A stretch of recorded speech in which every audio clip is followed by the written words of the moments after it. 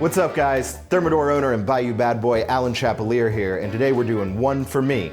Jambalaya, one of my all-time favorites. Now, I'm originally from New Orleans, where everybody's got a jambalaya recipe, and I am not going to say mine's the best, because my Aunt Slinda might watch this.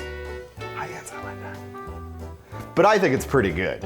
Works as a main, works as a side, perfect for a potluck. So grab a beer from the cooler and let's get cooking.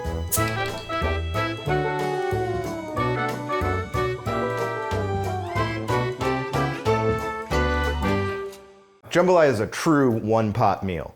We're cooking in the pot, we're serving in the pot, we're hanging out in the pot afterwards. It's gonna be great. Foundation of the recipe is, of course, the holy trinity of Cajun cooking: onion, bell pepper, celery, garlic for garlic flavor, jalapeno for spice, andouille sausage, tasso ham, and chicken thighs, the best part of the chicken, except for their shrewd sense of humor. All right, first things first, let's get stuff hot. While that's heating up, I'm gonna chop up all the stuff. Andouille is a smoked and heavily seasoned sausage with flavors such as delicious and banging. Gonna add some oil to the pot. So we have our prepared andouille and our prepared tasso. We're gonna brown those and render out the fat. It's gonna infuse this dish with most of the flavor, honestly. While that's going, I'm gonna cut all my veggies up into exactly chunk size.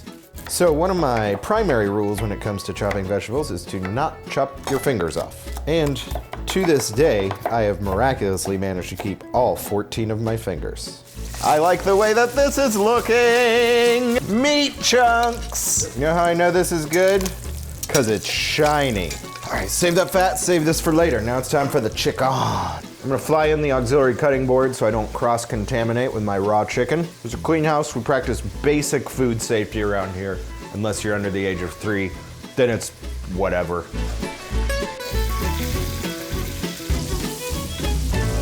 So while that browns, let's talk about how we're finishing this.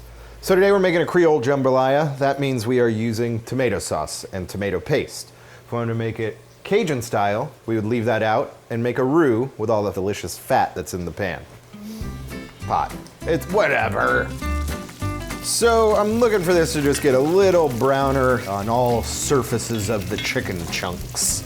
So I'm just gonna crank the heat a little bit. The nice thing about the star burner is, in addition to providing an even heat, it cranks to 1,000,000 heats. Time to remove our chicken. Once again, keep the fat. Every time we do one of these videos, I always realize I don't have a slotted spoon for this type of stuff. I'll get one someday. Maybe Santa will bring one. Gonna do a little bit of jalapeno for heat. Not too much because I'm still optimistic one of my children might try this. Add a little beer to the chef. Perfect. Now we're putting in the veggies, the trinity. That brown stuff at the bottom is called fond. That's all the caramelization coming out of the chicken and the sausage and the ham and now the vegetables. And that is why we do this all in one pot, to just save that flavor. Is precious. That is my precious. That's looking right. I'm gonna add the garlic now. Now, if you're saying that's too much garlic, then you're probably a narc. Never too much garlic. Dang! But wait, there's more. Chicken. More fat, more fat, more fat. This one summer I stayed at my dad's house and I lived off jambalaya. I had jambalaya for every meal. Your boy was swimming with a t-shirt on. Now it's time to add our tomato products, sauce, and paste. So now I'm gonna add my spice blend.